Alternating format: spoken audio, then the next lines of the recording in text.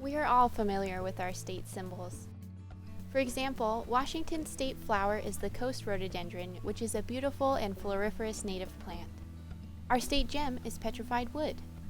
But did you know that each state has their own soil? Washington's is called Tokul, and it is one of the most productive soils in the world. The USDA has developed a classification system that places soils into one of 12 orders. Washington's Tokul soil is classified as an Andes soil. Globally, Andes soils are the least extensive soil order and account for only 1% of ice-free land area in the world. This soil supports vast areas of forest that inspired Washington State's nickname, the Evergreen State. There are many active and non-active volcanoes found in Washington, and their eruptions and subsequent ashfall have formed rich, productive soils. Over 1 million acres of this soil can be found in our state. These soils sustain a temperate rainforest that is very unique to the Pacific Northwest, where the average annual precipitation is about 60 inches and average annual soil temperature is about 50 degrees Fahrenheit. The climate is characterized by cool, moist summers and cold, wet winters, with an average of 140 to 200 frost-free days. Tokul soils are full of microbial life, insects, worms, mammals, and most importantly, fungi. So what does that mean for this first-year flower farmer? It means you're going to grow some beautiful flowers. Aw, yeah. Hi there, my name's Kiri and I'm a first-year flower farmer here in Western Washington in Zone 8A.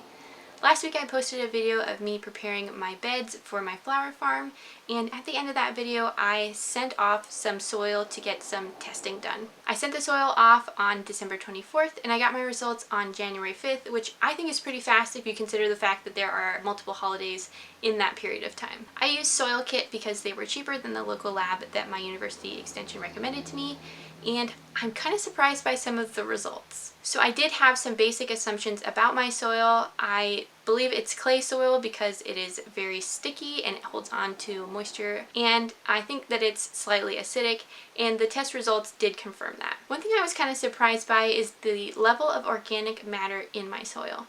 So Soil Kit says that I have 6.24% organic matter, and that is actually above the healthy range of 2 to 6%. So I think that completely destroys my plans of doing Charles Dowding's no-dig method, where you lay down cardboard and a bunch of compost. I think that if I add in compost, especially at that level, it's going to make my plants really unhappy. The other thing that I confirmed was that my soil is slightly acidic. It is 5.6 on the pH scale, and the optimal range is 6 to 7, which is the range that most plants thrive in.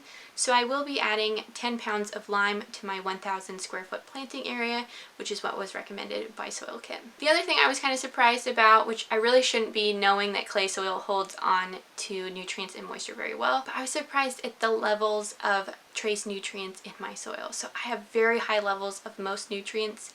The only nutrients I'm low on are boron, zinc, and phosphorus. And that is also kind of surprising because phosphorus usually is very high in most people's gardens or lawns because it's a very common element in most fertilizers. The other reason is that it takes a long time for phosphorus to break down and to be used by plants, and so we just have a tendency to add a little bit too much. And that's kind of a problem though, because when it rains it runs off into the streams and creeks and pollutes them. This is a simple fix for me. Like I said, I have low levels, so I will be adding an all-purpose fertilizer to get those levels up. Phosphorus is a very important macronutrient because it promotes strong root growth and flowering, which that's important here on our flower farm. So at this point you may be wondering about one of the most important macronutrients.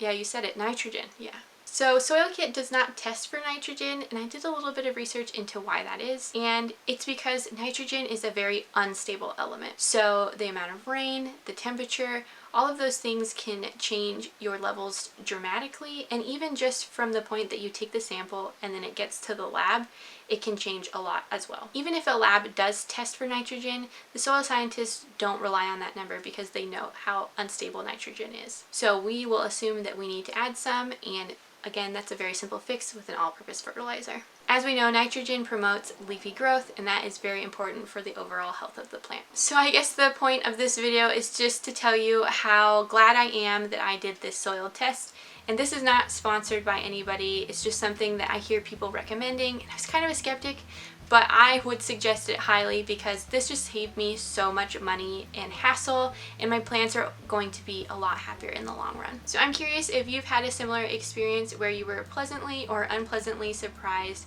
by your soil results, so let me know in the comments below. And if you like this video, please hit that like button, and if you'd like to see more videos like this in the future, please subscribe. But that's it, and I'll see you next time.